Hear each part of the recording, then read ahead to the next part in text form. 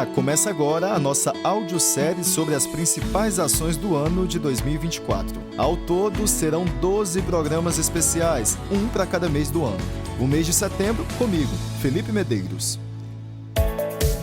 Dedicado à prevenção ao suicídio, Setembro Amarelo, o psicólogo Wagner Costa orientou sobre como identificar e prevenir ansiedade e depressão. Do que se trata a ansiedade? Quais são aí as características da ansiedade? Veja, a ansiedade, ela está associada a medo. Nos livros, nos compêndios de psiquiatria, eles dizem que ansiedade e medo são a mesma coisa. Qual é a diferença entre a ansiedade e o medo? Quando eu tenho medo de alguma coisa. Eu tenho medo de cachorro, eu tenho medo de aranha, eu tenho medo de cair de um lugar alto. A ansiedade é um medo, mas eu não consigo identificar do que eu estou com medo. Então eu estou sempre apreensivo, eu estou sempre na expectativa de que alguma coisa pode acontecer, mas eu não sei o que é. Então a ansiedade, ela é uma sensação de que você está sempre em perigo e que tem algo por acontecer. Essa é a característica principal. E para diferenciar a ansiedade, nessas características da ansiedade com esses medos, né? Normalmente, nós temos medo naturalmente. Como é que diferencia esse medo comum que a gente tem do dia a dia com o medo já associado à ansiedade? Veja, a diferença é exatamente essa questão de que o medo, ele é pontual. E a ansiedade, ela está presente na tua vida sem que nada esteja acontecendo. Então, o ansioso, ele está sempre preocupado, mas ele não sabe com o quê. Que é diferente do que nós chamamos de ansiedade saudável. Uma pessoa que vai realizar uma tarefa, que ela vai fazer uma prova de um concurso, que ela vai fazer uma apresentação em público, é natural que ela sinta uma certa ansiedade. Ela tem uma apreensão porque ela não sabe como é que vai ser o seu desempenho. Então, essa é a ansiedade que nós chamamos de ansiedade normal. A ansiedade que é patológica, que é considerado já um transtorno, é essa ansiedade que eu não tenho porquê estar com o coração acelerado e meu coração acelera. Eu não tenho porquê sentir suor na mão e de repente minha mão está suando e eu estou preocupado. Essa é a distinção principal. E aí eu vejo, Wagner, você está citando aqui alguns estados, né? As questões sociais, ambientais, a questão também que o nosso Brasil vive, que é uma situação assim, de uma inflação muito alta. Eu acredito que isso interfere também na saúde mental, né? A qualidade de vida que muita gente não tem para poder viver, né? Ter um tempo ali para encontrar com seus familiares, amigos, praticar uma atividade, praticar um esporte, uma atividade de lazer, seja ela qual for.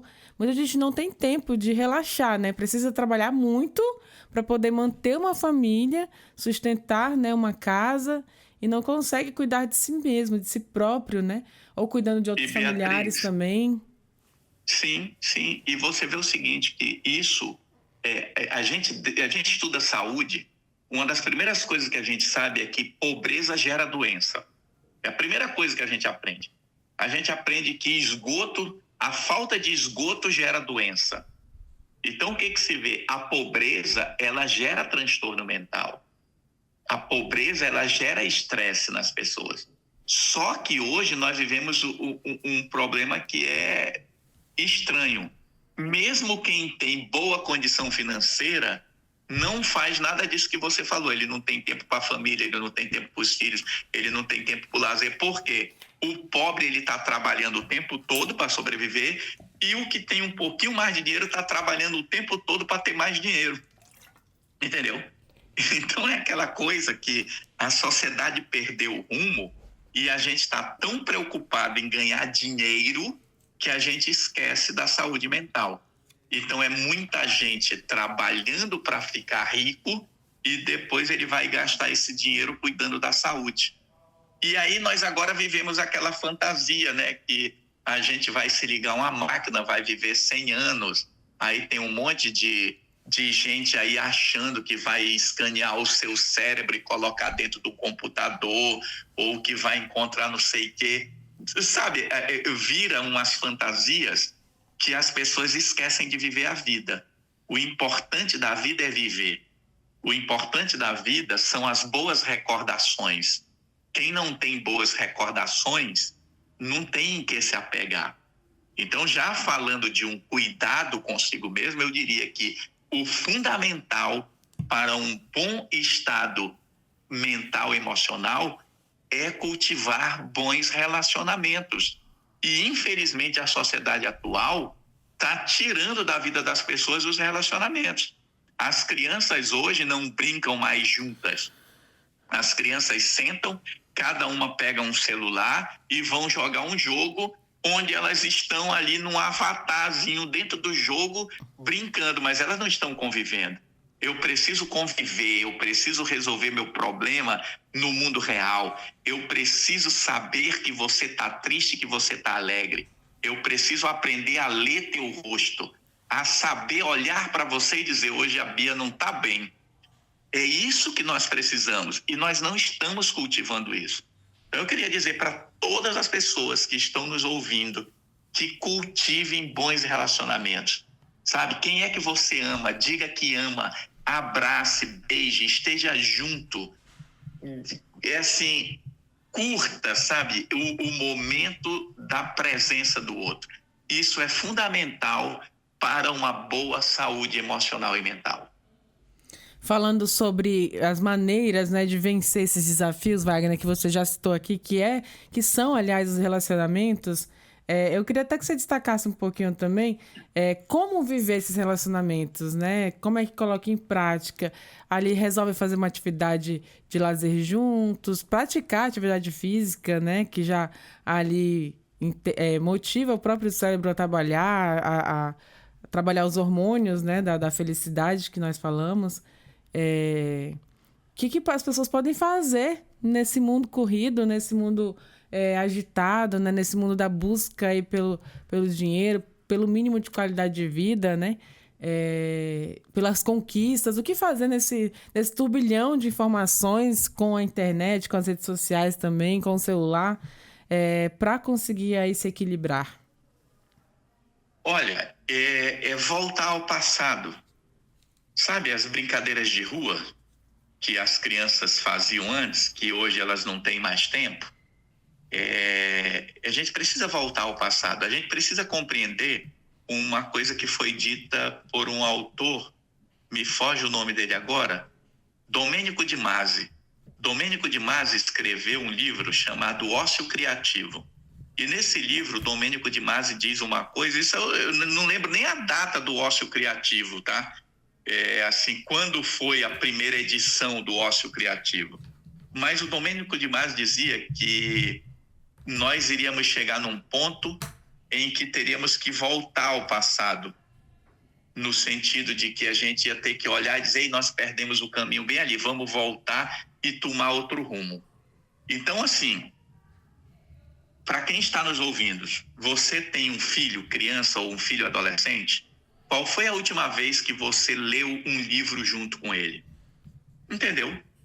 Qual foi a última vez que você leu um livro junto com seu filho? Ah, mas eu lia para o meu filho quando ele era criança. Pois é, volte a ler para o seu filho enquanto ele é adolescente. Diga assim, meu filho, vamos ler um livro juntos. Qual vai ser o livro que nós vamos ler? Qualquer coisa que seja. Mas leia junto com ele, faça junto com ele. Qual foi a última vez que você... Roraima chove, né? Qual foi a última vez que você tomou banho de chuva com seu filho? Será que seu filho sabe o que é tomar banho na chuva? Porque tem um monte de criança hoje de 15 anos que nunca tomou um banho de chuva, que não sabe o que é pegar uma bica e tomar um banho de chuva debaixo de uma bica. Entendeu o que eu estou falando? Esse tipo de atividade gera a conexão, gera o que nós chamamos de memórias afetivas. O que os cientistas dizem? Quando eu tenho boas memórias afetivas, essas memórias afetivas, elas são relembradas pelo meu cérebro quando eu estou em crise existencial. Então, quanto mais memórias afetivas eu tiver, e quanto mais memórias implícitas, o que ele chama de memória implícita? É a sensação dessa memória. Quanto mais sensação de bem-estar eu viver na minha vida, mais eu saberei lidar com o estresse da vida moderna ou da vida atual. Então, a grande recomendação é crie espaço de convivência. Minha filha gosta de assistir séries. Eu assisto a série com ela. Minha filha gosta de assistir uma série chamada SWAT, que é uma série policial, que é uma série que eu passei a gostar porque, assistindo com a minha filha, eu vi que essa série, ela, apesar de ser uma série policial, ela sempre tem uma mensagem social dentro dela. Então, eu assisto os episódios com a minha filha e a gente discute isso, entendeu? Esses dias eu assisti com ela um filme, acho que foi na Amazon, né? Nem todo mundo tem acesso aos streams, mas algumas pessoas têm. E chamava Armadilha em Alto Mar, eu acho que é esse o nome. O que eu discuti com ela? O filme, ele é um enredo de duas adolescentes que mentem para os pais, e uma faz uma mentira maior para a amiga e leva a amiga para uma situação, e a partir dali gera um problema que quase as duas são vendidas e mortas, entendeu? Por traficantes. O que eu quero dizer é assim, eu preciso fazer as coisas junto com os meus filhos para conversar com eles sobre o mundo atual. Então, a grande proteção ao desequilíbrio mental e, consequentemente, a grande proteção para o suicídio, para a gente se prevenir contra o suicídio, é aumentar a nossa interação com as pessoas à nossa volta. Ter boa qualidade de relacionamentos. Wagner, então eu queria assim, te agradecer mesmo. Assim, acho que foi uma conversa muito rica, né? Pra gente aqui falar sobre saúde mental, falar sobre ansiedade, depressão, falar sobre essas mudanças na nossa geração, esses vícios também em internet, né? As crianças aí nas redes sociais, os idosos de forma isoladas. Então, são muitas questões econômicas, sociais que precisam ser tratadas, de políticas públicas. E eu acho que essa atenção a gente conseguiu chamar aqui, conseguiu dar destaque. E eu queria te agradecer, assim. Vou deixar esse espaço também para você fazer suas considerações, pontuar algo que a gente acabou deixando passar. Mas queria primeiro, assim, te agradecer muito, muito mesmo e deixar esse espaço para você finalizar. É sempre um prazer, Bia, participar dessas atividades. E se eu pudesse dar um conselho para as pessoas, o conselho seria esse, de melhorar as relações interpessoais. Que as pessoas busquem conviver com seus familiares e aprender a conversar. A gente precisa encontrar maneiras menos agressivas das nossas interações. Eu sei que às vezes está todo mundo estressado, mas é preciso parar um pouco, é preciso respirar um pouco, é preciso estar juntos em silêncio, sabe? Ver o pôr do sol, que é uma coisa que a gente tem em Roraima, sabe? Ver a lua, tirar um dia para juntos, vamos ver ali a lua nascer no dia que for lua cheia. Uma coisa que eu acho que todo mundo que mora em Boa Vista deveria fazer: subir o Morro das Orações ali no Monte Cristo, e um dia ver o sol se pôr e um outro dia ver o sol nascer. Você viu que hoje eu vi o sol nascer, né? Você viu? Eu vi que você viu. Não, eu já vi o sol se pôr. Só falta eu fazer uma coisa que provavelmente eu vou fazer esse ano, que é ver a lua lá em cima. E um dia lá para ver a lua cheia. Então, assim, são coisas simples que serão as grandes lembranças da vida. Esses dias eu estava ouvindo, Bia, a música do Oswaldo Montenegro, chamada A Lista. E ele começa a música dizendo, né? Faça uma lista dos grandes amigos. Quem você via há 10 anos atrás? Quantos você ainda vê todo dia? Quantos você já não encontra mais? Façam a lista dos sonhos que tinha. Quantos você desistiu de sonhar? Quantos amores jurados para sempre Quantos você conseguiu preservar? Então, essa é a reflexão da vida. Gente, não leva nada daqui. Todas as pessoas, quando se deparam com a morte, elas lembram que o importante na vida são os relacionamentos. Então, para a gente falar de Setembro Amarelo, para a gente falar de prevenção ao suicídio, a gente precisa saber que a nossa vida é finita e precisamos saber o que é importante na nossa vida. Não é a Ferrari, não são os bens materiais, não é a roupa, não é o calçado, não são coisas que podem ser compradas, são coisas que podem ser sentidas. Pense nisso e pense agora. Wagner, muito obrigada de verdade. Assim, eu me sinto privilegiada sempre quando eu converso com você, porque acaba sendo uma terapia para todo mundo, né? Para quem está ouvindo, para mim, para todos nós. Então, assim, te agradeço mais uma vez. Parabéns por esse trabalho que você desenvolve também, levando saúde mental sempre por onde passa. E desejo para você muito sucesso e muita saúde também, principalmente a saúde mental, hein, Wagner? Muito obrigada. O enfermeiro Maurício Caldarte, membro da Câmara Técnica de Saúde Mental do Conselho Regional de Enfermagem, falou sobre o panorama da saúde mental no estado. Hoje em Roraima, por exemplo, né, você até a semana passada estava como diretor também do CAPS 3, hoje como membro da Câmara Técnica de Saúde Mental do Conselho Regional de Enfermagem, que também é um conselho bastante atuante nessa causa. O que nós temos hoje em Roraima? Qual é o quadro clínico, digamos, que existe no estado em relação à saúde mental? Certo.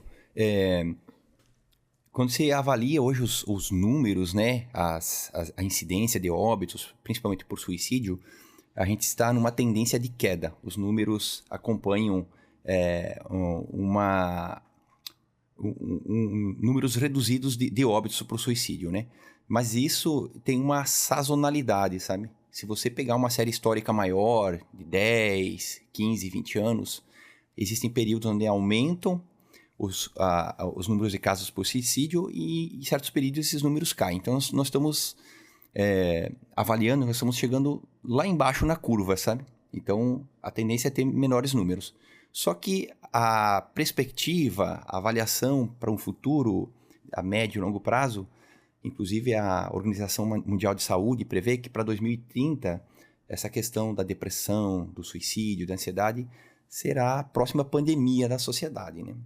Então a gente está acompanhando aí o aumento desses números progressivamente nos próximos 4 ou 5 anos, né? Então a gente tem que se preparar, a gente tem que ter uma rede que a gente chama de rede de atenção psicossocial pronta para receber essa demanda. Os profissionais têm que ter acesso a capacitações contínuas, a formações atualizadas, né? E são números assim que, olhando estatisticamente, né, são bons, né? Porque você tem uma série de 4, 5 anos onde o número de óbitos vem diminuindo, mas numa série histórica maior, ele nos dá um fôlego para nos prepararmos para o que vem aqui logo à frente, né? Já é um relatório definido, né? Existem, então, essas ondas. Se você for imaginar, na verdade, imagine agora uma tabela, né? Uma montanha-russa, na verdade, né? Que tenha as subidas e as descidas, e quando tem uma descida, obviamente, na sequência vem uma subida de novo. Então, esse é o padrão que existe no Brasil como um todo e no mundo como um todo. Perfeitamente, sabe? A gente tem... É difícil, assim, a gente explicar, né, o porquê que isso acontece, né? Nesse fenômeno aí que é o suicídio e as doenças mentais, né? Mas existem alguns indicadores, principalmente a gente observando aonde acontecem esses problemas, essas ocorrências. Você observando, por exemplo, o boletim epidemiológico da Prefeitura, da Secretaria Municipal de Saúde, você observa que a grande maioria dos casos de violência, né, daí já especificamente falando de automutilação, ocorrem dentro das casas, dentro dos domicílios das pessoas, né? Não é na escola, não é nas ruas, são em ambientes próximos de convivência familiar, né? Então você começa a se questionar, né? O que está acontecendo dentro desses núcleos familiares, né? o que está se fragilizando aí nas relações entre as pessoas, né? Como é que está dando os convívios entre pais, filhos, esposo, marido, ou em núcleos familiares distintos, né? Como que está dando isso e como isso está impactando na vida das pessoas? Né? Maurício, a gente vê, você até mostrando aqui, Maurício, aliás, trouxe um relatório, né, os boletins aqui que mostram números, e eu me assustei de fato agora vendo os números, que você fala que houve uma queda, houve uma redução, porém, mesmo assim, são números bem expressivos, são números significativos e que geram essa preocupação da sociedade, né? Não digo como Estado, responsabilidade do Estado, da Prefeitura, do governo federal, enfim, seja qual for a gestão, mas da sociedade como um todo. Todo mundo tem que tomar consciência dessa realidade, né? Que existe, de fato, adoecimento mental em Roraima, e alguns transtornos também que vão além do adoecimento mental, vão além de uma tristeza profunda, de um momento difícil que a pessoa está vivendo, mas alterações químicas, de fato, no cérebro, que são doenças e que precisam de tratamento, intervenção psiquiátrica. Por exemplo, você, como membro lá da Câmara, né?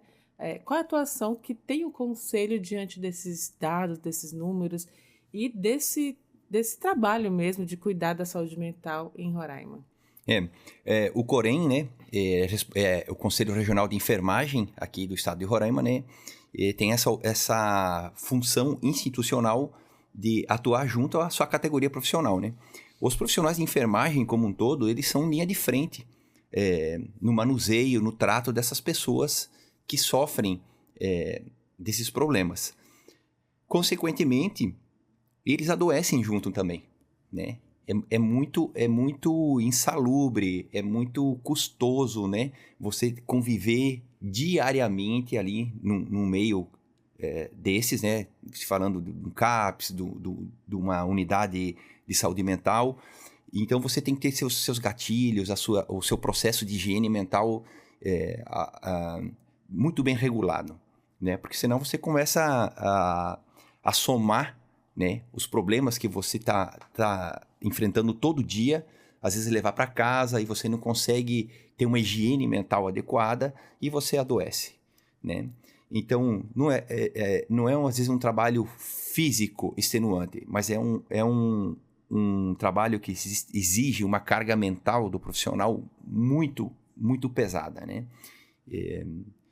Uma coisa é você pontualmente, você se aproximar de alguém que você conhece, de um amigo, de um conhecido que está enfrentando um problema desses e aconselhar, né? Isso é louvável, isso é positivo, né? Diferente do profissional de saúde, que está todos os dias ali, constantemente vivendo aquele sofrimento, aquelas histórias, né? É uma somatória, né? Porque cada pessoa já tem seu problema e no caso profissional ainda soma com o problema que ele está atendendo. Isso vai te minando, vai te desgastando e você acaba sofrendo pelos... Vamos dizer, a gente pode classificar em 3 problemas básicos, assim, que são os maiores, né? Que seria a ansiedade, que é, acho, um primeiro nível, né? A depressão e, por fim, daí você encontra o suicídio. Como é que a gente, assim, não clinicamente falando, né, profundamente discutindo cada caso, mas você vê assim que a gente poderia explicar assim que a ansiedade seria um excesso de futuro. Você está sempre sofrendo por algo que vai acontecer. E que talvez nem aconteça. Perfeito. Então, assim, é um desgaste de pensamento, de programação, e isso tudo gera a ansiedade para você. A depressão já é o contrário. A depressão a gente poderia, assim, de uma maneira informal, classificar ela como um excesso de passado. São coisas que ocorreram e que você não consegue se libertar. Daí você pode aqui citar, vamos dizer, você pode ter um luto mal resolvido, que você não aceita, você perdeu o pai, perdeu a mãe, perdeu um filho, né? Ou uma discussão, um desafeto, que aquilo ali você carrega pro resto da sua vida e você não consegue se libertar, né? Então isso acaba lhe entristecendo, né? Minando a sua autoestima e leva você para um quadro depressivo, né? E o suicídio é aquele momento pontual, assim, de desespero. Do presente. Do presente, que naquele momento ali você resolve tomar uma atitude desesperada, que por falta, às vezes, de um conselho, por falta de alguém que esteja próximo, que esteja sensível ao problema, tire a pessoa daquele momento de surto e ela vai repensar e voltar a procurar ajuda, tratamento e seguir a vida dela normalmente, né? E assim, o que não é tratado nessa fase da juventude, né, da adolescência, é o que adoece, como a gente falou no início também, que leva as pessoas até uma situação no CAPS-AD, no Certo. CAPS-3, né, com Sim. uma doença já, um adoecimento de fato químico já do cérebro, que é a depressão, que é Ansiedade, a bipolaridade. Né? Bipolar, sim. E aí, então, para evitar isso, é bom começar na adolescência, né? Mas quem hoje, por exemplo, já está na fase adulta e se percebe nessa situação, porque acho que a consciência própria é o primeiro passo também para a mudança, para buscar ajuda e essas transformações, que é ir até esses locais, essas portas de entrada, que nós temos então o CAPS 2, CAPS 3 e CAPS AD, o HGR e as unidades básicas de saúde, as né? unidades básicas de saúde, Coronel Mota, e tem a Policlínica Cosme Silva também. Ela foi mais usada na época do Covid lá, né? No caso agora seria mais uma orientação e encaminhamento para HGR mesmo, né? E lá tá se transformando agora no hospital universitário, né? No HC lá, né? Vai ser uma importante ferramenta, né? E o pessoal do interior tem os CAPs dos municípios, né? Os CAPs 1. Mas assim, procure o que é mais fácil para você. Procure o posto de saúde. Lá vai ter um psicólogo, né? Ou eles vão lhe orientar para onde existe esse profissional mais perto de você, que é mais cômodo, né? Assim você não precisa faltar ao trabalho, não precisa gastar muita grana para se deslocar até longe, né? Vá ao posto de saúde, converse com os profissionais de saúde lá e eles vão lhe encaminhar, sabe? Eles vão medir o nível de sofrimento que você tem, o teu problema já, e você já chega na rede referenciado, né, que a gente chama, né? Esse é o ideal. E para quem tem condições, né, para quem tem eu digo condições financeiras mesmo, pode procurar também as clínicas particulares, né? Nós temos aqui muitos psicólogos que atendem em Roraima de forma particular, e que eu acredito que vale investimento. Quem pode, né? Nem todo mundo pode. Sim, as terapias, mas né? quem pode é aconselhado. Ah, sim, perfeito. Principalmente os profissionais de saúde, viu? Os profissionais de saúde precisam fazer terapia, os profissionais de saúde precisam se cuidar para poder cuidar dos outros, né? Quem cuida de quem cuida, né? Quem cuida de quem cuida. Fica essa questão, tá? Mas como você falou, é um problema assim, tem várias camadas, né? Várias camadas aí. A gente pode passar aqui o dia conversando aqui, e que a gente vem trazendo à tona fatos, situações que envolvem a saúde mental. Até porque, Maurício, acho que já para finalizar, para a gente não estender mais muito, mas não tem idade, né? Tem pessoas adoecidas mentalmente idosos, adultos, homens, mulheres, ali na faixa dos 50, na faixa dos 30, dos 20, os adolescentes, até crianças. Então, assim, todo mundo está vulnerável. Todo mundo está suscetível, né? A desenvolver um problema, né? Você também, hoje nós estamos muito bem. Pode acontecer algo que nos desestabilize, né? Tá certo? Você pode passar por um momento de sofrimento muito grande ou por um trauma, e isso pode desencadear algo que vai te tirar da tua vida habitual, sabe? Tá certo? Mas assim, existe uma coisa muito louca que tem observado agora também, que é esse boom, assim, de diagnósticos, né? De transtornos mentais ou de autismo, né? Então você vê diagnósticos às vezes cada vez mais precoces, você vê uma criança rotulada, então tem que ter um pouco de cuidado também, tá? Porque a máquina capital aí de vender diagnóstico, de vender remédios, né? Ela está ativa aí, né? O mercado... Temos uma indústria, né? Temos uma indústria. Eu até recomendo, tem um documentário muito bom que é a fábrica... É uma paródia daquela fábrica de chocolate, que é a Fábrica de Sanidade, né? Que fala sobre a indústria farmacêutica, essa explosão do consumo de medicação tarja preta, né? Então, tem que ter cuidado, tá? Tem que ter cuidado. Às vezes, é uma moda que não é legal se enquadrar nela, sabe? eu tenho um problema, babada. Não, cara, né?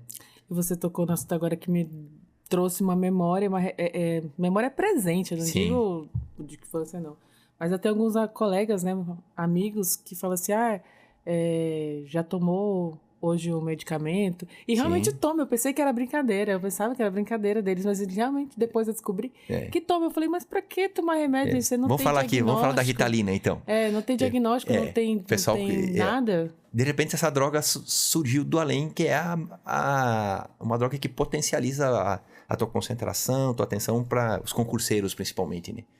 Uma corrida louca atrás dessa medicação, né? Todo mundo quer. É uma medicação que a gente usa lá para tratar problemas psiquiátricos mesmo, sabe? Mas esse uso descontrolado, sem ter uma causa nexo, pode lhe trazer problemas futuramente, sabe? Pode trazer problemas. Pra quem não tem, pode desenvolver. Tá? Porque tudo em excesso.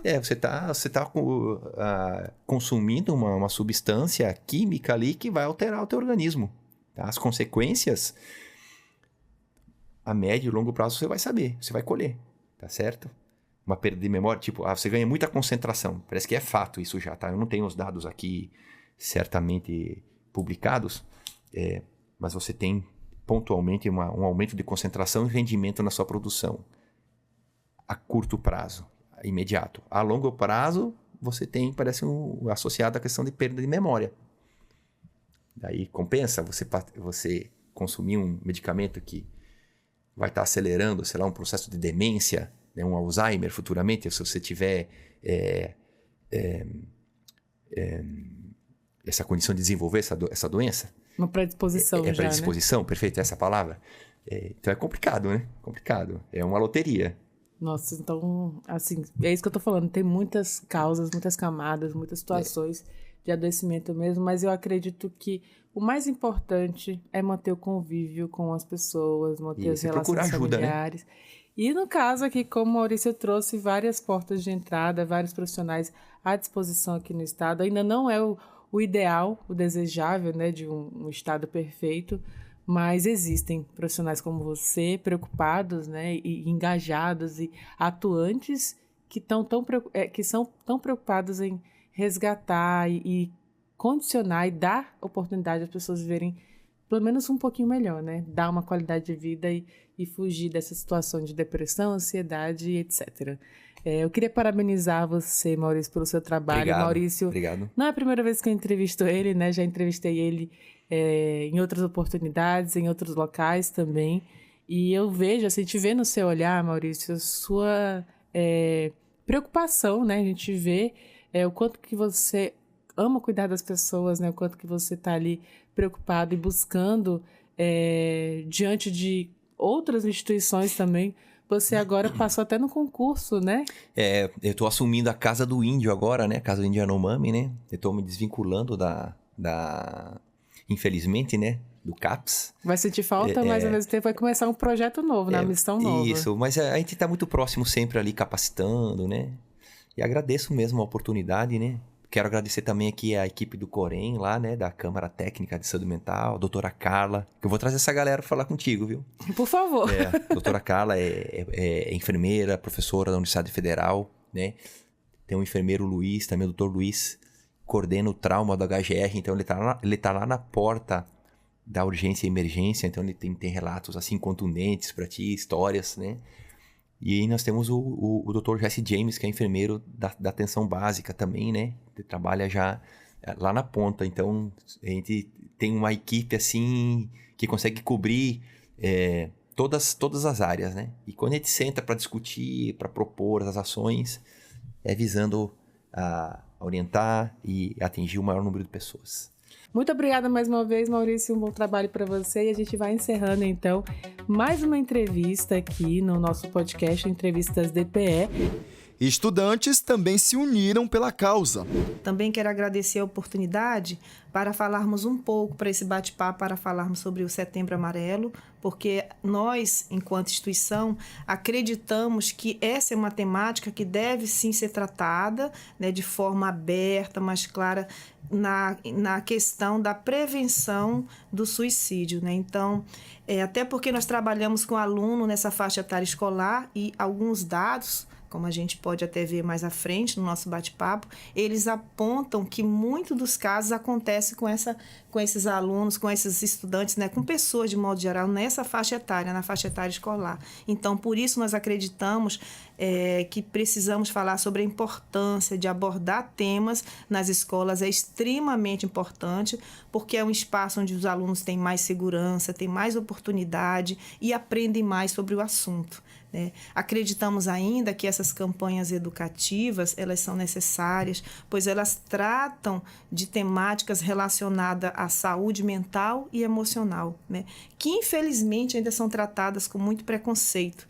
Então, o Setembro Amarelo, ele surge como um movimento, ele propõe quebrar paradigmas, ele mostra a importância de falarmos sobre essa temática. Então, assim, percebemos que a instituição percebeu essa necessidade, né, dentro do nosso espaço escolar, e aí, com essas palestras, com essas falas, com essas oportunidades, nós vamos socializando a temática que até então é tratada de forma com tanto tabu. Vale também destacar que a nossa instituição, né, a EAGRO, a Escola Agrotécnica da Universidade Federal de Roraima, ela é localizada a 42 quilômetros de Boa Vista.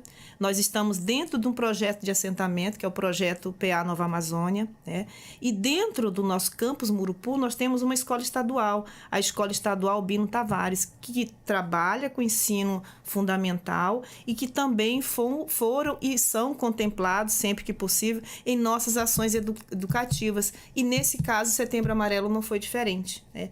Diante disso, a gente entende a importância de promover a informação, esclarecimento, prevenção, a valorização da vida. Então, projetos, ações educativas, discussões que tratem assuntos, promovendo um diálogo mais aberto, né?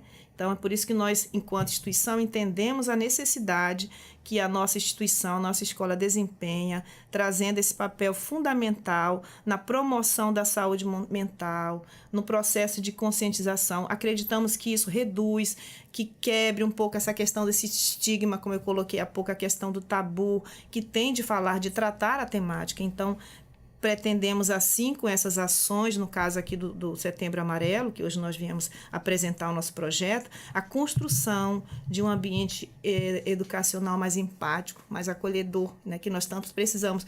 Como eu reforço, nós estamos em instituição de ensino, que nós temos diariamente, nós lidamos com isso, alunos que fazem mutilação, alunos que vêm de famílias que estão desagregadas, que são mais tumultuadas, então eles acabam trazendo todas essas questões sociais que acontecem no seio da família, elas desembocam dentro da sala de aula. Então, nós, professores, nós estamos lá diariamente lidando com essas situações, que é uma realidade, infelizmente, que parece que aumenta, né? Mas que de forma que, ao mesmo tempo, a gente não entende muito bem por que tem essa dificuldade. Talvez o esclarecimento, a informação, a conscientização. Por isso que nós damos tanta relevância à questão do Setembro Amarelo. Na EAGRO, nós já temos ações anualmente, nós temos essa programação prevista no nosso calendário acadêmico, né? Visto que, como coloquei, nós trabalhamos com alunos, então isso é um mês que nós dedicamos várias atividades, várias ações bem diversificadas, objetivando ampliar, discutir, né, conduzir conhecimento ao que nós chamamos de comunidade escolar, que são os alunos, nós temos os professores, os pais dos alunos, os colaboradores. Então, a gente envolve não só a comunidade escolar, como também até comunidades ao entorno, porque a gente vai abrindo, né? E esses alunos, quando eles são capacitados, quando eles são sensibilizados, eles também levam essas informações para a família. Então, é uma informação que se multiplica, né? E aí ajuda ao aluno a se entender, ele vai entender, porque muitas das vezes na faixa etária que eles estão, existe uma confusão com relação aos sentimentos, eles estão numa fase que eles estão crescendo, e aí muitos problemas acontecem, e às vezes com a falta de experiência, de conhecimento, devido à faixa etária deles, eles até, como se diz, super ampliam esse problema, às vezes não é tão grande, mas como não tem esse espaço de conversa dentro de casa, esse apoio, esse amparo, a gente percebe que é no ambiente escolar que a gente tem que dar esse suporte, dar esse apoio. Então, a gente ajuda com essas ações, com essas informações, com esses trabalhos que a gente tem feito, os alunos até perceberem a condição, se é uma depressão, se é só uma tristeza, se é um problema que pode ser resolvido de forma mais fácil, né? Então, o conhecimento, ele traz, assim, de acordo com o que nós pensamos, quando pensamos no nosso projeto, é uma discussão que tenta naturalizar, não no sentido de aceitar, mas no sentido de socializar, de trazer informação, de fazer com que essa informação faça parte para o assunto propriamente dito, trazendo esclarecimento, fortalecendo o pensamento deles, né? Na questão da prevenção do suicídio, que o Setembro Amarelo ele se concentra nisso, né?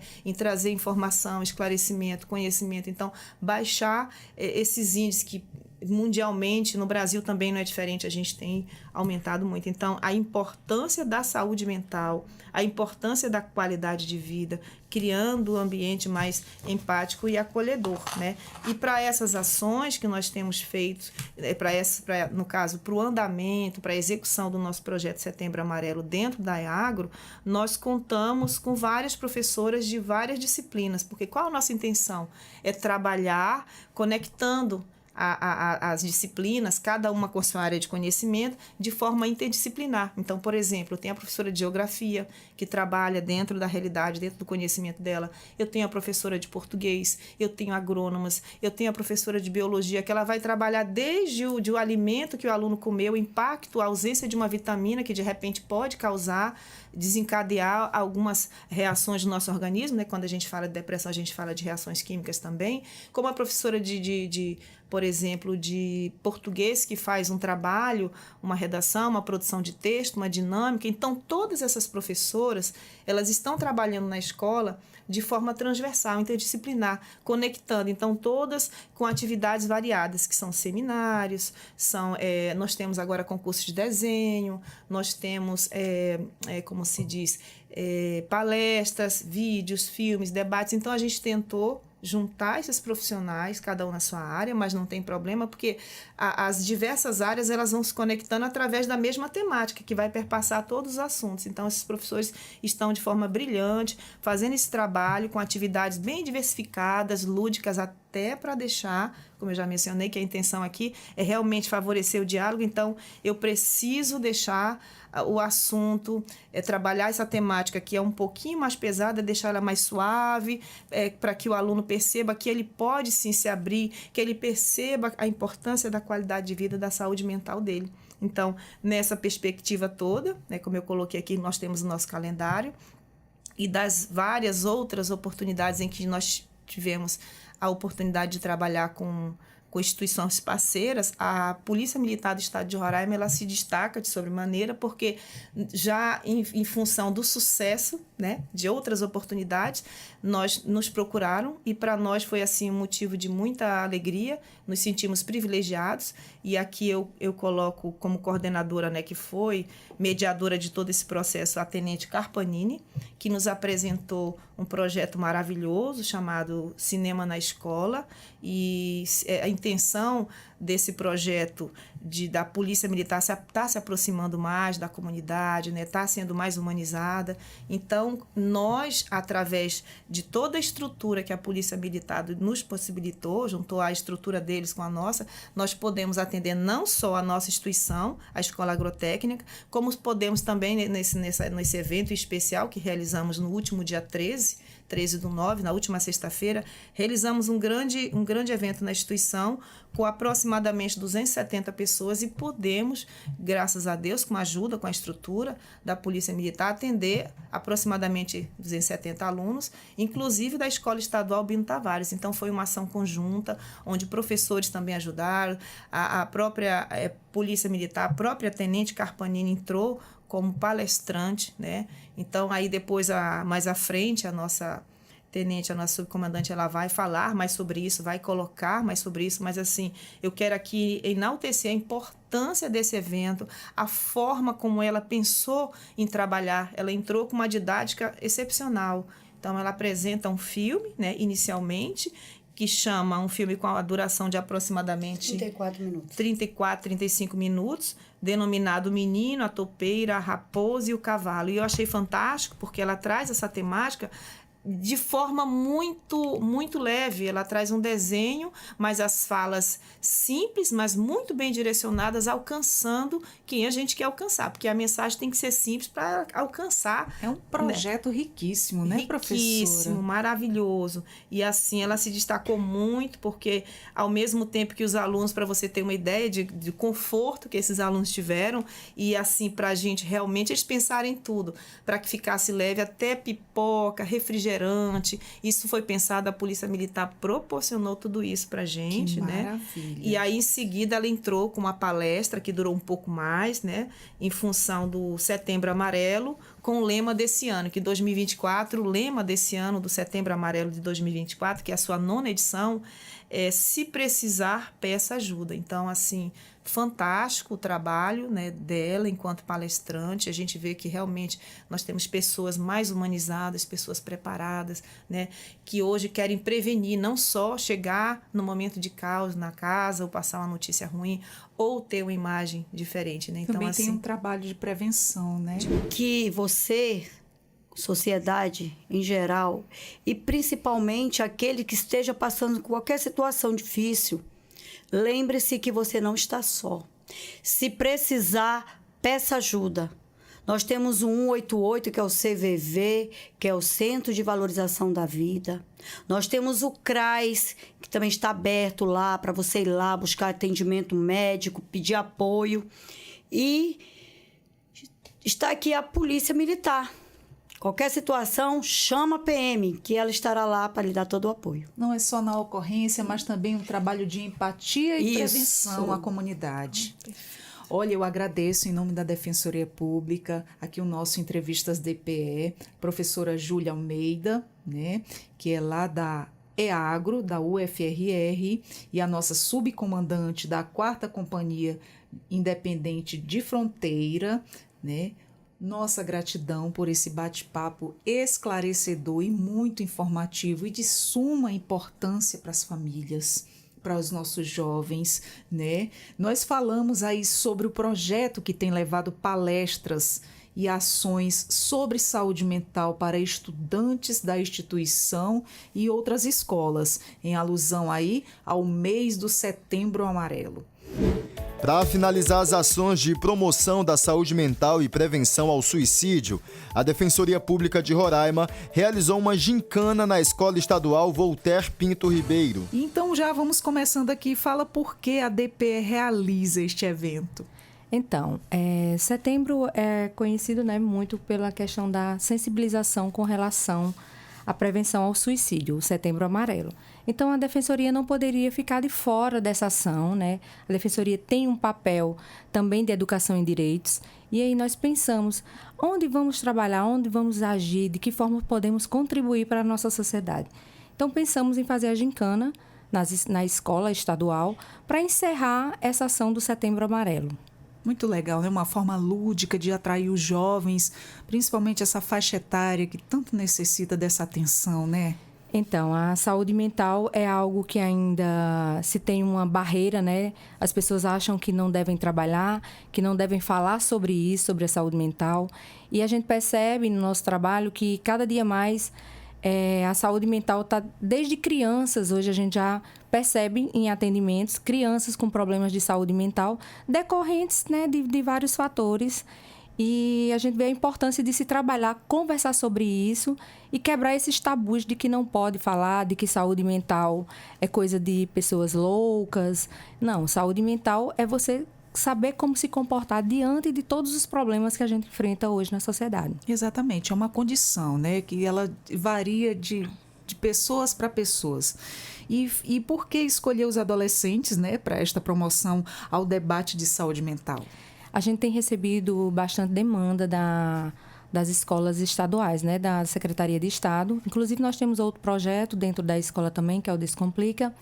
E a gente percebe a necessidade. Os adolescentes, eles estão buscando ajuda.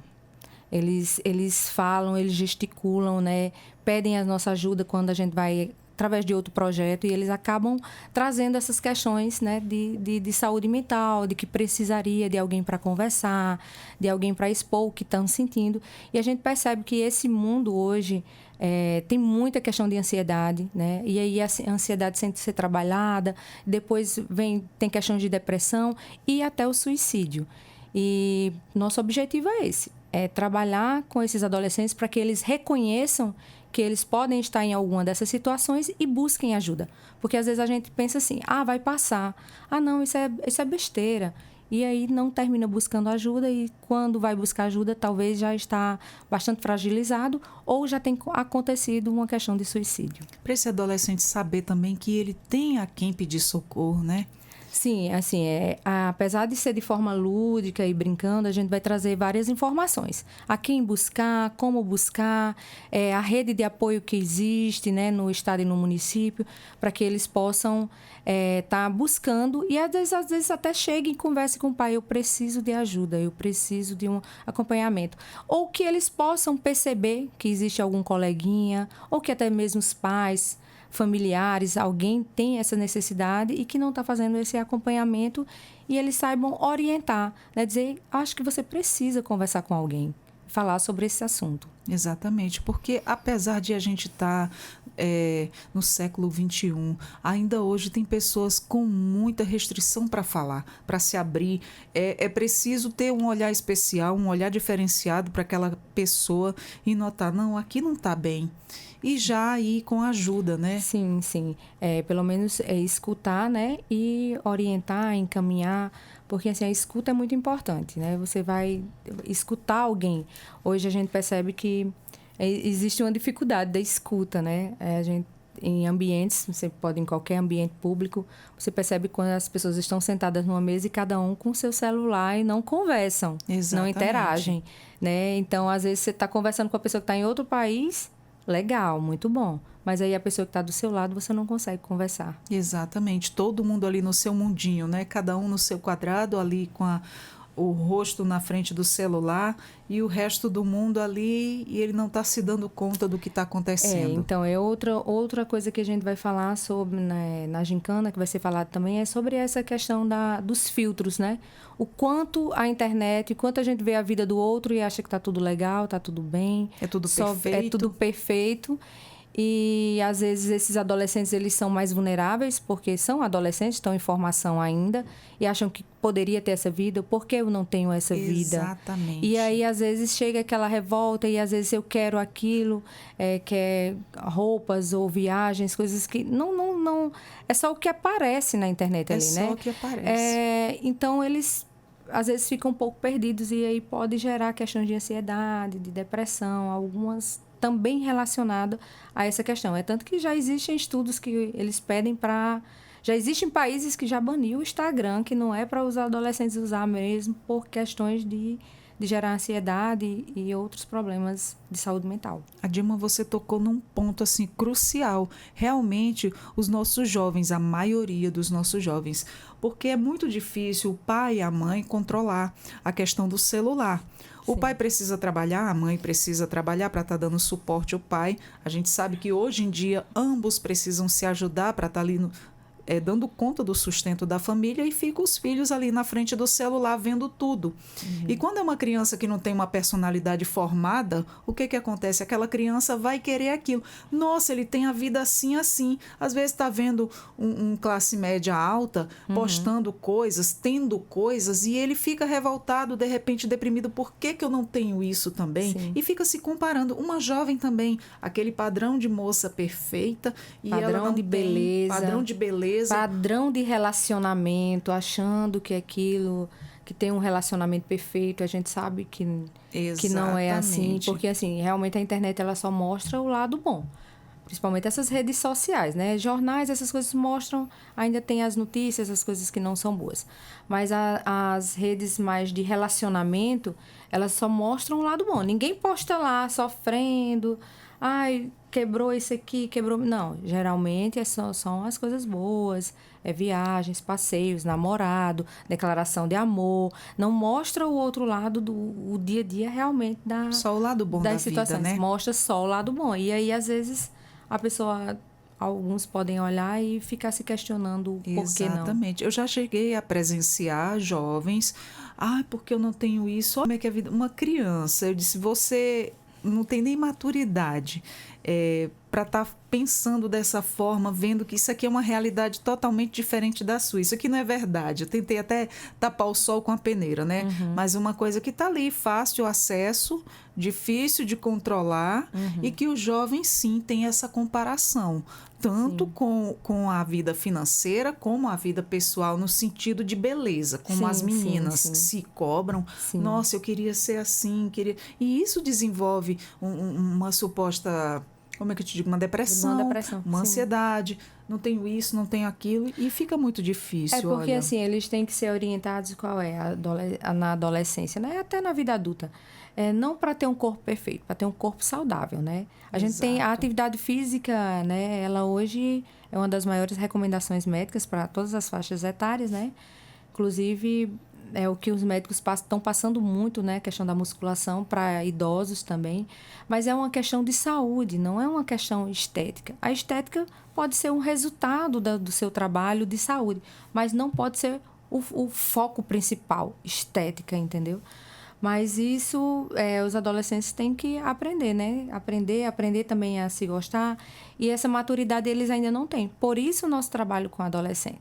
Porque o adolescente ele está mais vulnerável emocionalmente do que um adulto. Ele ainda vai passar por tudo, ele ainda está passando. E com o mundo moderno, né, como estamos vivendo hoje, ele está sofrendo uma sobrecarga muito maior. Muito mais pressão, muito mais informação, muito mais tudo ao mesmo tempo. E eles não estão tendo essa questão emocional trabalhada. A gente vê muito relato de mães, meu filho dorme 2 horas da manhã, aí acorda 6 horas da manhã. E não consegue dormir o suficiente para descansar, para que a mente descanse. Então, tudo isso vai gerando problemas, né? Uma problemas coisa vai acarretando outra, né? Sim, sim. Ainda mais as crianças que estão em formação de personalidade, né? Vendo tudo isso, a comparação é maior ainda, a cobrança é maior ainda. Sim. E vai para aquela fase difícil da adolescência, aí vai complicando mais ainda. E fala pra gente, o que a DPE espera aí alcançar com essa ação? Então, a gente espera uma sensibilização realmente dos adolescentes, né? Que eles possam entender a importância desse cuidado emocional, com cuidado das situações que eles vivenciam, que eles possam repassar isso para o restante da comunidade escolar que não possa participar, que eles possam também passar isso para a família, né?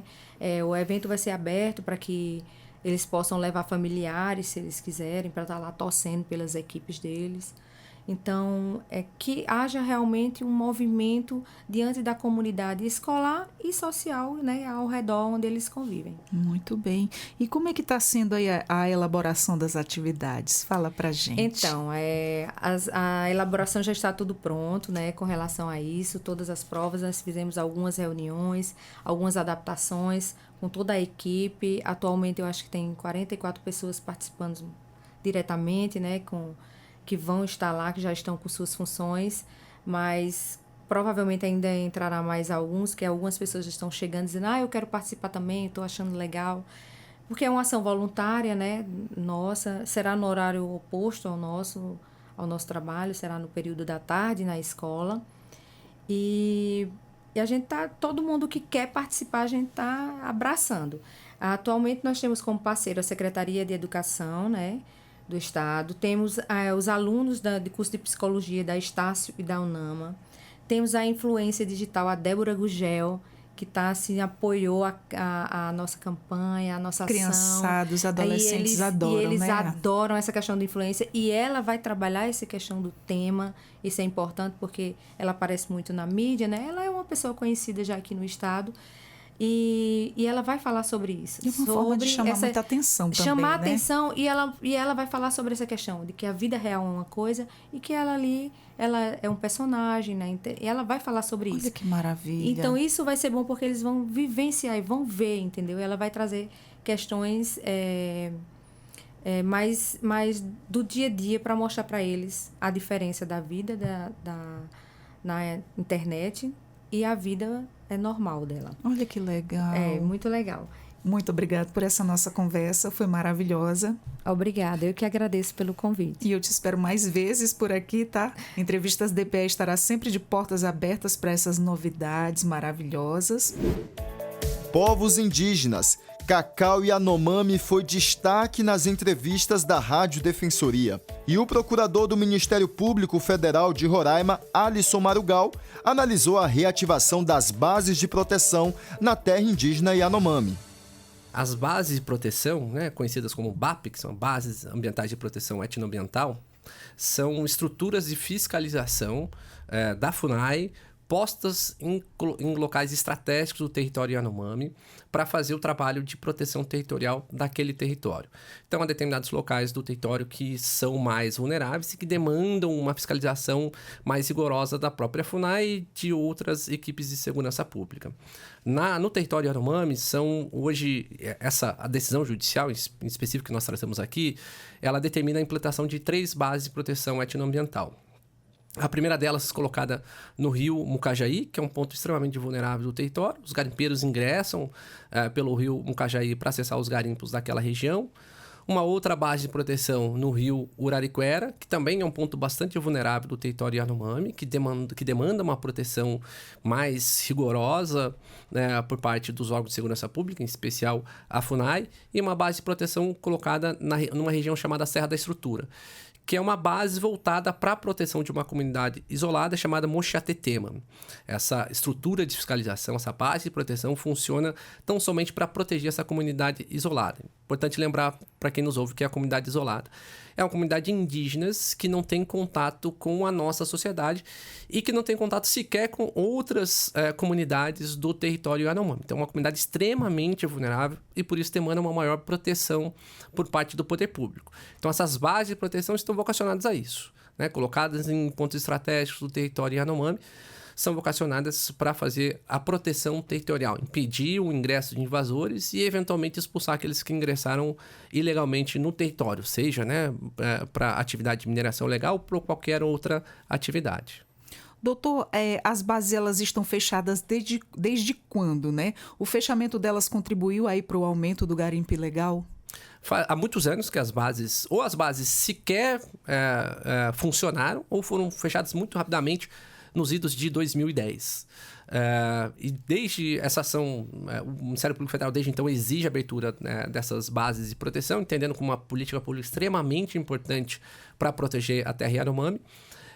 Mas só em 2017 o Ministério Público Federal ingressa na Justiça pedindo a reativação dessas bases de proteção. Obtivemos uma vitória na Justiça de 2018, uma sentença favorável, que estava sendo objeto de execução, ou seja, de exigência por parte do Ministério Público para que fosse cumprida. A sentença foi favorável, porém não foi cumprida espontaneamente pelos réus, que no caso é a União, FUNAI e o próprio Estado de Roraima, que tinham a obrigação de implementar essas bases de proteção.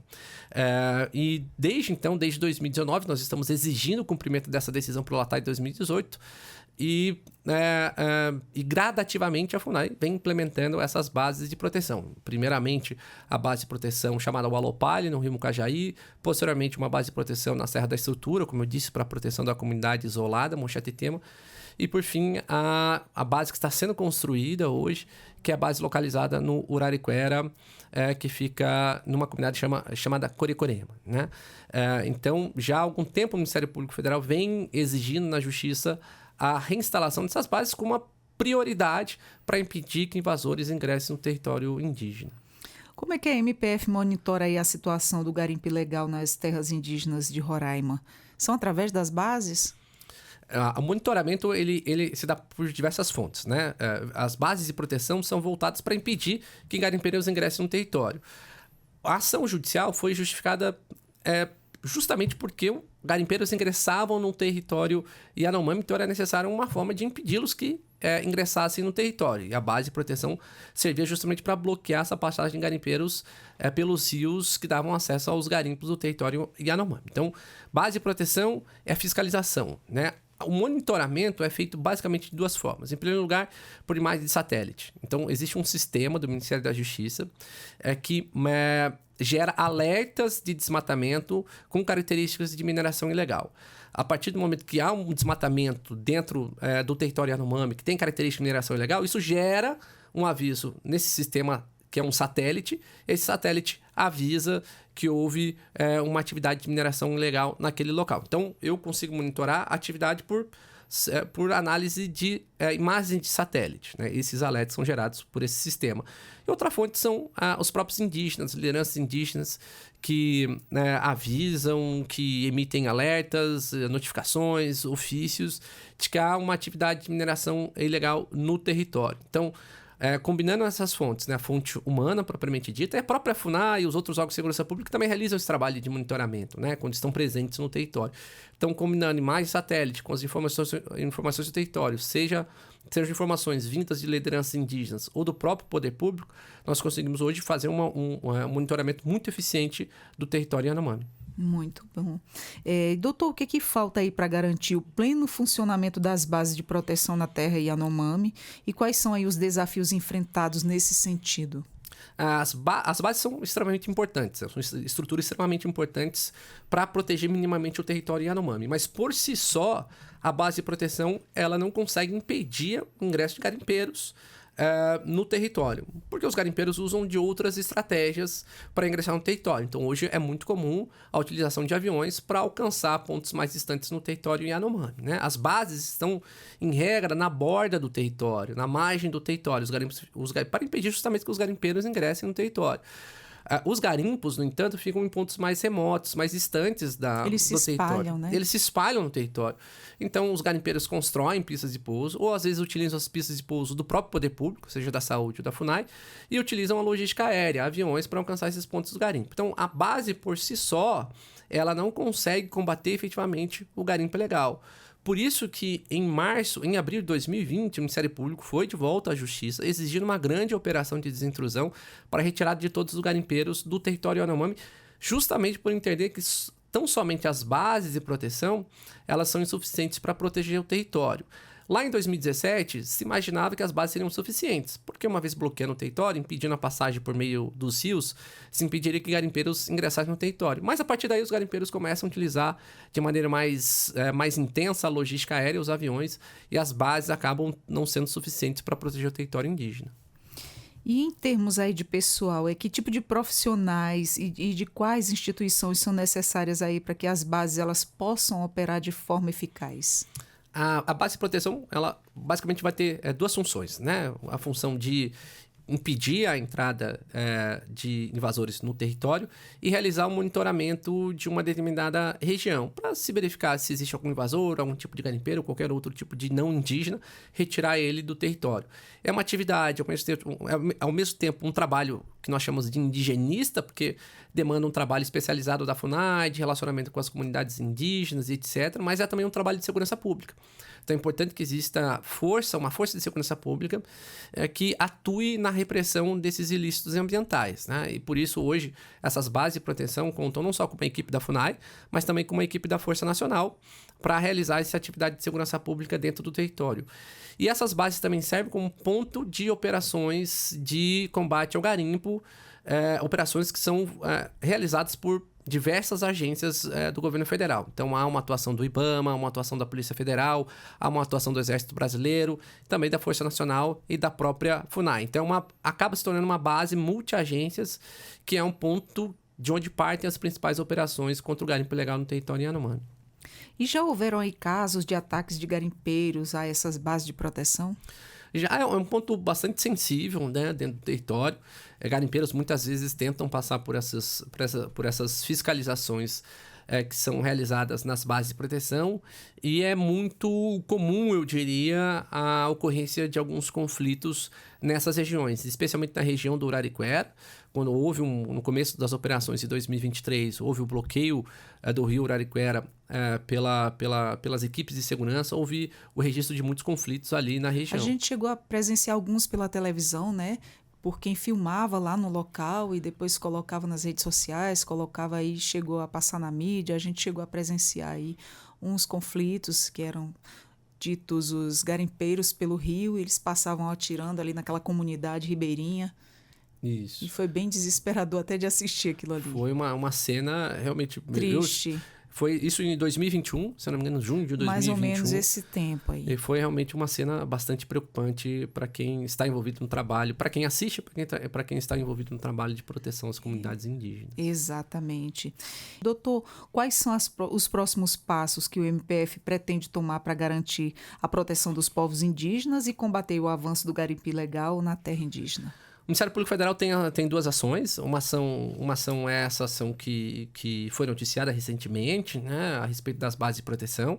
Nós temos uma outra ação civil pública que diz respeito à desintrusão do garimpo, a retirada do garimpo como um todo. E também tem por objetivo a formulação de um plano de proteção do território indígena. Então, hoje nós acompanhamos as operações do governo federal de retirada dos garimpeiros do território Yanomami, mas estamos também exigindo a formulação de um plano que traga um benefício perene para essa população. Não basta retirar os garimpeiros, mas é necessário impedi-los de retornar àquele território. Então, o Ministério Público Federal hoje exige, além da retirada, a formulação de um plano, a construção de estratégias para impedir que esses garimpeiros retornem. Então, a gente segue no monitoramento da operação, segue por meio das ações judiciais e o acompanhamento extrajudicial também, de modo a exigir do poder público a construção de estratégias e planos para proteger o território indígena. Exatamente. Doutor, para finalizarmos a nossa conversa bem informativa, algo mais a nos acrescentar? Acho que são muitas coisas, né? Quando a gente trata de garimpo ilegal, o Ministério Público constrói estratégia, não só que a gente chama de estratégias cíveis, né? Que são medidas voltadas à implementação de políticas públicas de proteção do território Yanomami. Mas também nós atuamos na repressão do crime organizado no território Yanomami. São duas atuações que correm paralelamente, mas que têm um objetivo comum, que é proteger os povos indígenas da terra indígena Yanomami e dos demais territórios aqui no estado de Roraima. Muito bem. Doutor Alisson, muito obrigada pelas informações, pelos esclarecimentos. Tá? Entrevistas DPE estará sempre de portas abertas para essas informações, deixar todo mundo aí bem informado. Muito obrigada por ter aceito o nosso convite. Comemorações. 1 ano da Rádio Defensoria. E o defensor público geral, Oleno Matos, parabenizou o trabalho da equipe.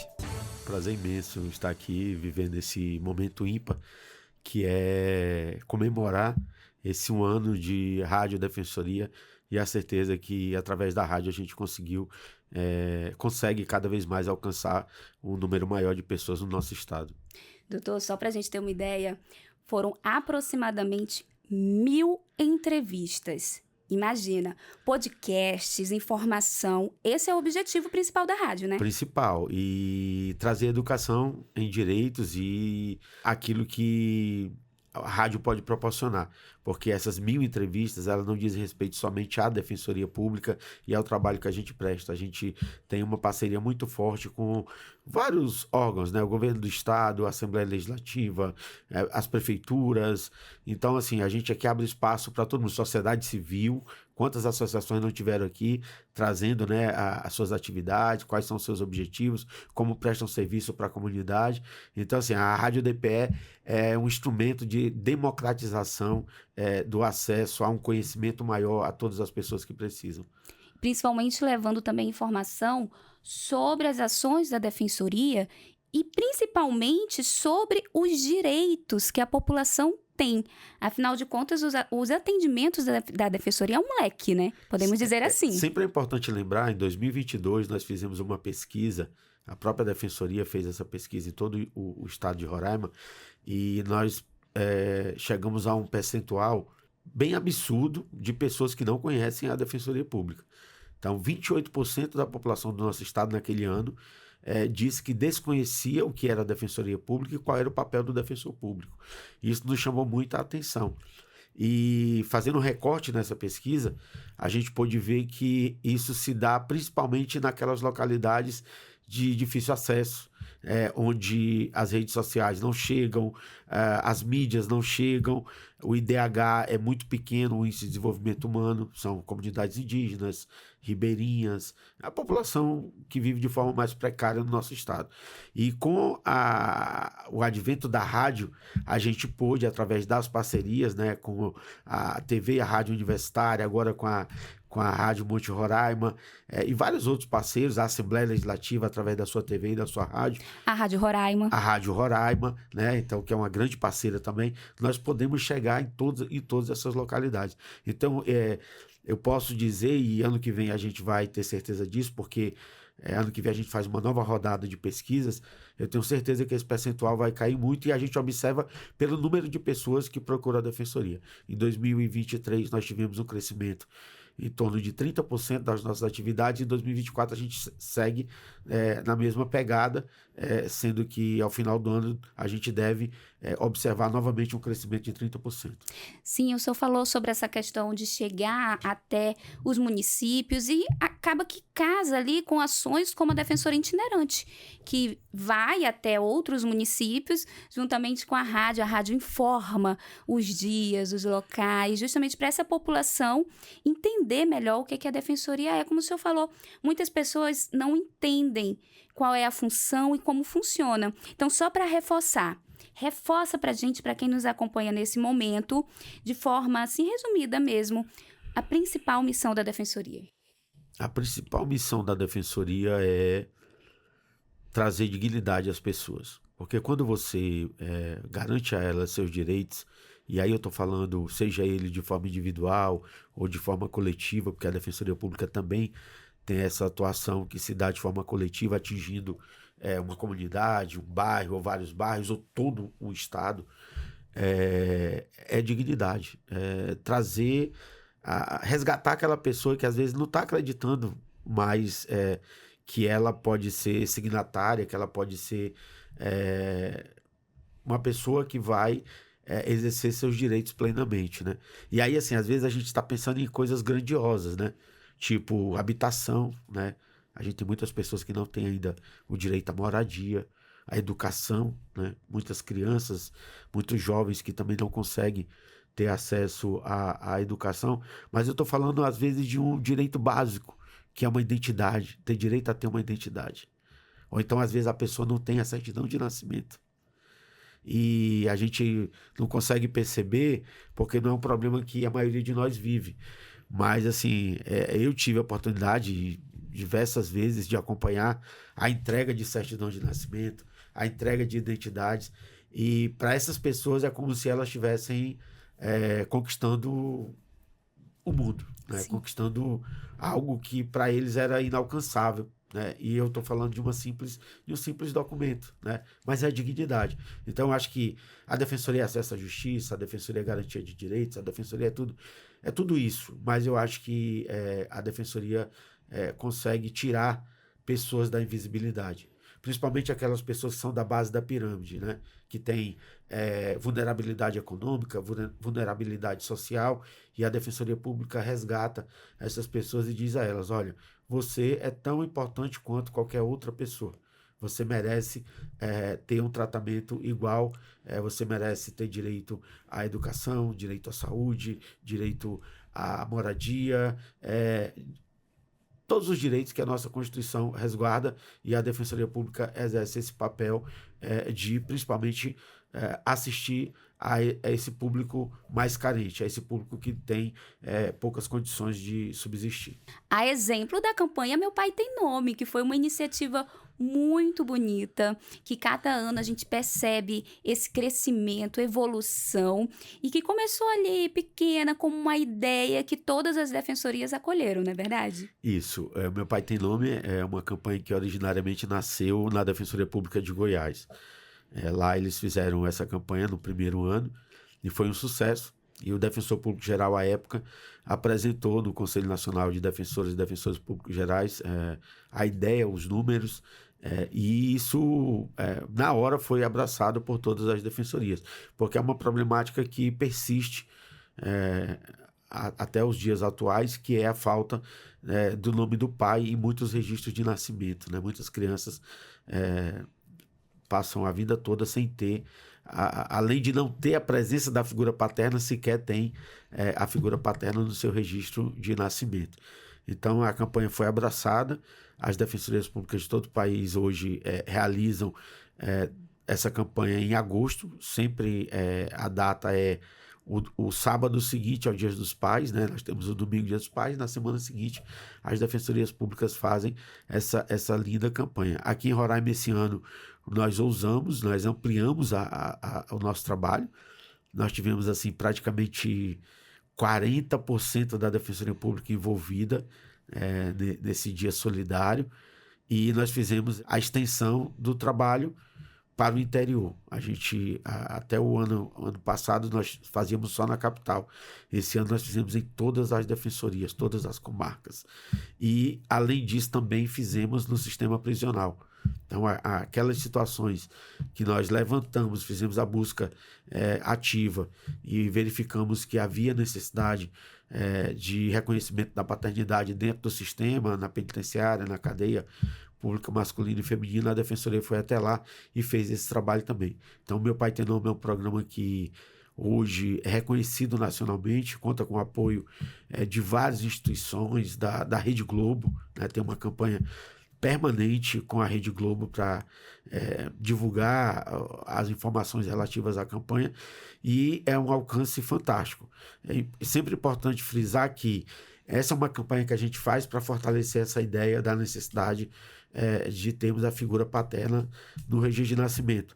Mas é uma situação que a Defensoria Pública de todo o país enfrenta cotidianamente. Então, se você não pôde participar da campanha Meu Pai Tem Nome, não tem problema. A Defensoria Pública está aberta todos os dias para atender essas demandas de reconhecimento de paternidade. E aí, quando a gente fala de reconhecimento de paternidade, a gente não está falando só da figura do pai biológico, né? Hoje a gente tem a figura do pai afetivo, né? Aquele que efetivamente dá o amor, o carinho, a criação a determinadas crianças, e esse também pode buscar a Defensoria Pública para ter essa paternidade reconhecida. Obrigada mais uma vez, e essa foi mais uma edição do Entrevistas DPE. Nos jornais Defensoria no Ar teve muita informação importante dos projetos da DPE. No mês de setembro, a Defensoria iniciou as atividades da CAP Mulher, Novos Fluxos, Novos Rumos. É uma central de atendimento peticional inicial que dá celeridade aos processos das vítimas de violência doméstica em até 72 horas. A primeira questão foi o olhar, né, da defensora titular da Defensoria Especializada referente a esse público específico do atendimento da Defensoria.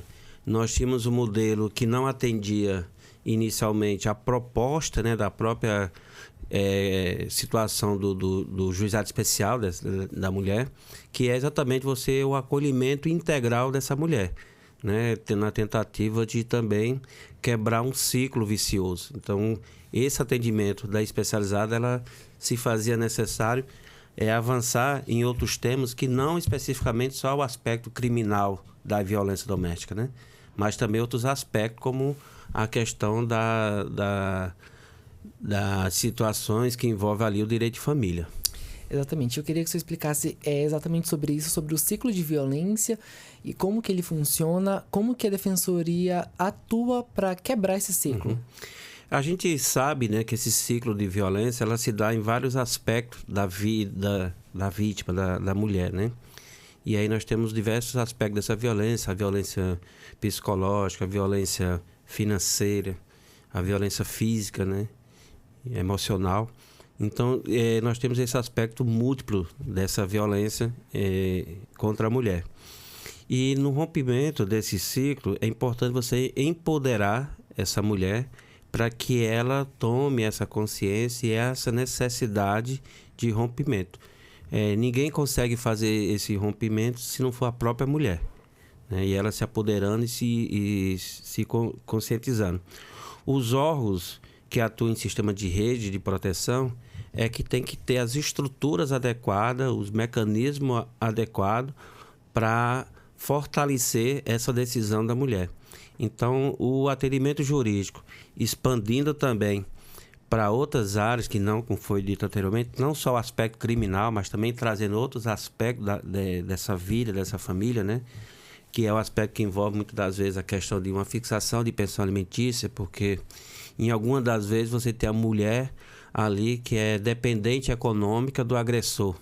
Então, como é que você consegue romper esse vínculo Ou sem... então mora na casa dele, né? Como é que você consegue romper esse vínculo sem dar essa sustentação para que a mulher, né, durante esse período de adaptação, de mudança de vida, possa se organizar? Então, foi pensando nisso que a Defensoria resolveu criar, como o projeto coloca, né, criar novos fluxos para que essa vítima possa ter novos rumos, né? Então, foi isso que foi pensado. É importante falar como é que a gente tinha arquitetado o atendimento anterior ao que foi colocado, né? Nós tínhamos ali a mulher vítima de violência sendo atendida na Casa da Mulher Brasileira, através da Defensoria Especializada de Defesa e Promoção do Direito da Mulher, e lá mesmo ela recebeu um agendamento para se deslocar até a sede, ali no terminal de ônibus, e ali ela seria atendida, né, pela CAP, nessas situações de menor complexidade, né, que é a questão de família, a questão ali de regulamentação da visita, da guarda e por aí afora. O que foi que a gente percebeu quando começou a levantar alguns números? Primeiro, o número de desistência, né? Circulava ali algo em torno de 40% das mulheres desistiam de procurar a Defensoria Pública, porque você tinha, entre a violência até o atendimento efetivo na Defensoria, para tratar desse outro tema, você tinha em média ali de 15 a 20 dias. Um tempo muito grande, e a pessoa realmente desiste de continuar, né, esse processo. Quem está ali numa situação de urgência, que precisa resolver ali, então esperar 15 a 20 dias é muito tempo. E após esse atendimento na Defensoria, você ainda tinha um outro tempo até o ajuizamento da ação. E um outro tempo até o juiz decidir. Então, nós tínhamos aí, em algo para decidir mesmo, em favor da mulher, de 30 a 40 dias. E a gente sabe que, se a coisa não funciona, você não estimula para que outras pessoas procurem aquele serviço, né? Um serviço ineficiente, ineficaz, a população depois não procura mais para aquilo, porque não resolve, né?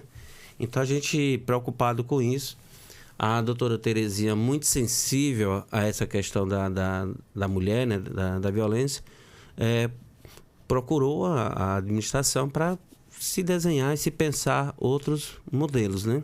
Então, a gente percebeu isso. No primeiro momento, a desistência era muito alta, e no segundo momento também o lapso temporal, né? O que se levava até a violência e até o atendimento da Defensoria, um lapso temporal muito grande.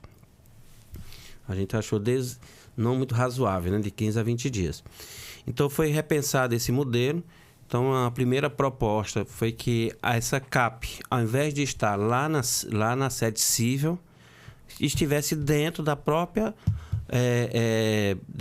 Casa da Mulher Brasileira, e mais especificamente dentro do local lá da Defensoria de Defesa e Promoção do Direito da Mulher. Porque você tinha um atendimento sob o aspecto criminal nesse órgão, e do lado ali você teria um outro espaço para que ela fosse atendida nesses outros segmentos. Então, a gente criou esse fluxo, né? Tirou primeiro a necessidade de se deslocar, e depois a necessidade do atendimento imediato.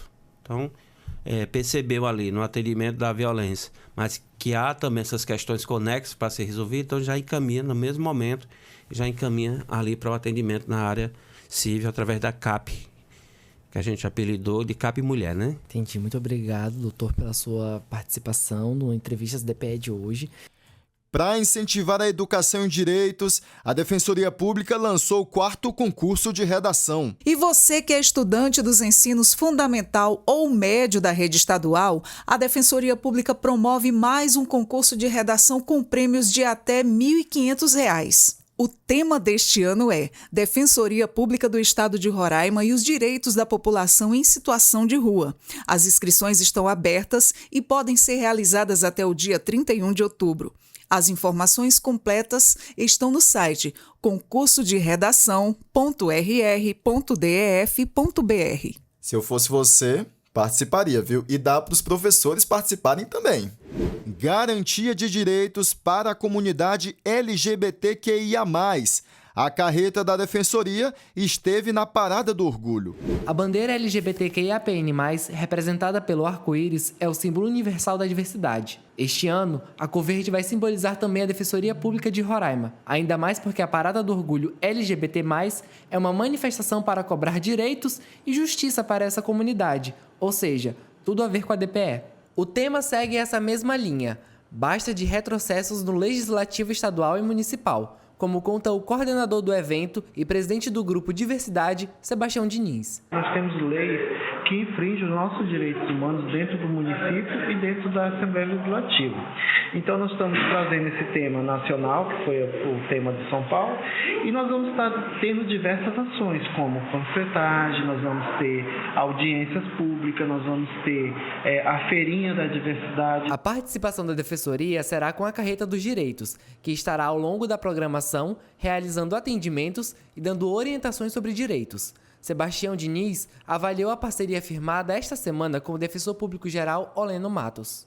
Então a gente quer inovar, fazer uma parada inovadora, diferente, para que esse preconceito enraizado na sociedade, ele venha ser combatido de uma forma com o fortalecimento de parceria, Defensoria Pública, Secretaria Estadual, Secretaria Municipal de Saúde, CETRABS, Governo do Estado, Prefeitura de Boa Vista, FETEC. Então a gente tem todas essas parcerias que a gente precisa caminhar, a gente precisa trazer esse olhar dos direitos humanos que perpassa muito além de que só a parada ser realizada. A gente quer enfatizar a importância de ser, ter orgulho de ser LGBTQIA+, nesse estado do extremo norte brasileiro. A 20ª Parada pelo Orgulho LGBTQIAPN+, ocorre no dia 29 de setembro. A concentração está marcada para as 4h30 da tarde na Praça do Centro Cívico.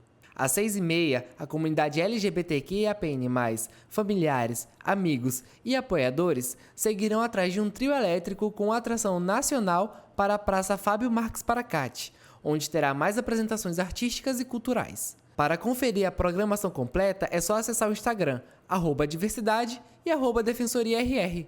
Reportagem Thiago Cortes.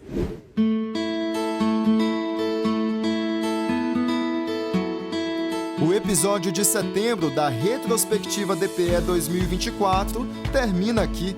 Para cada mês do ano, um programa especial aqui na Web Rádio Defensoria. Até mais!